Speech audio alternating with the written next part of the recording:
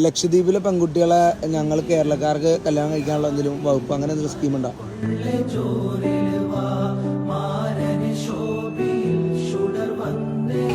കഴിച്ചിട്ടുണ്ടോ?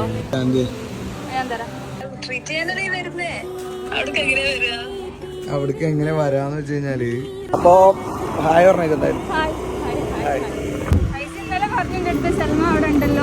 ഇപ്പൊ കൊണ്ടുപോണത് ഏതോ ഒരു തെങ്ങിന്റെ തോപ്പിലേക്ക് കൊണ്ടുപോവാണ്.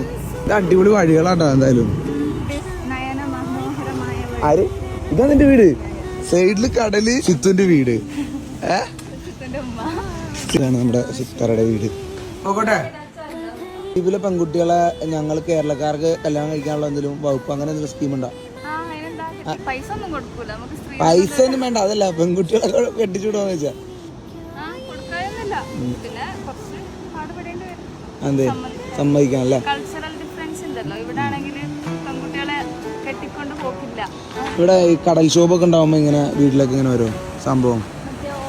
സമയത്ത് ഈ കോമ്പൗണ്ടിന്റെ ഇവിടെ വരെ വന്നിട്ടുണ്ടായിരുന്നു.